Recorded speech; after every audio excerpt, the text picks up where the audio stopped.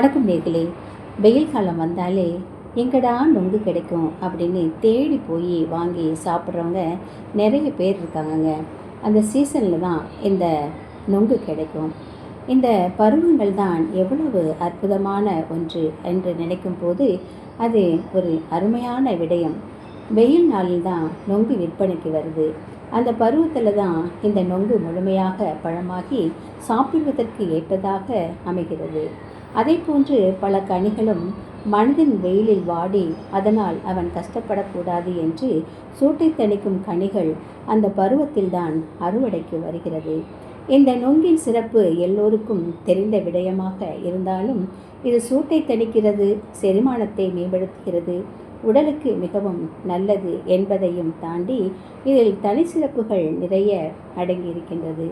அதை பார்க்கும்போது நொங்கில் கால்சியம் மிகுந்திருக்கிறது, phosphorus, vitamin C, B complex. இன்னும் முக்கியமான ஒரு விடயம் என்னவென்றால் நோய் எதிர்ப்பு சக்தி உண்டாக்கக்கூடிய ஆன்டி ஆக்சிஜன் இதில் மிகுந்திருக்கிறது.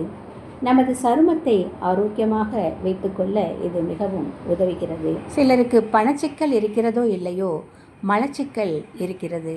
மலச்சிக்கலுக்கு இது மிகவும் அற்புதமான மருந்து. நொங்கு மலச்சிக்கலை போக்குகிறது.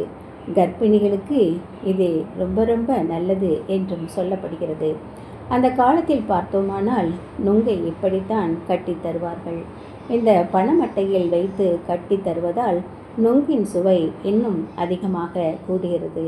அதை சுவைத்து பார்க்கும்போது கண்டிப்பாக நம்மால் உணர இயலும். ஆனால் பிளாஸ்டிக் பையில் கட்டித்தருகின்ற நொங்கானது அதன் சுவையை மாறிவிடுகிறது. இந்த நொங்கு விற்பனை செய்பவர் பிளாஸ்டிக் பைகளையே பயன்படுத்துவதில்லையாம். எவ்வளவு ஒரு அற்புதமான விஷயத்தை இவர் கடைபிடித்து வருகிறார். மட்டையில் தான் கட்டி கொடுப்பது வழக்கமாம் என்று சொல்லும்போது மிகவும் நான் மகிழ்ச்சி அடைந்தேன்.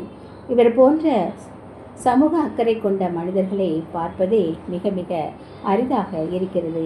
அவருக்கு ஒரு சலாம் போட வேண்டும் என்றே எனக்கு தோன்றுகிறது. இவர் குடும்பமாக இந்த நொங்கு வியாபாரம் செய்கிறார். நொங்கு கிடைக்கின்ற பருவங்களில் நொங்கை சாப்பிட்டு நம் ஆரோக்கியத்தையும் காத்துக்கொள்வோம். நன்றி, வணக்கம்.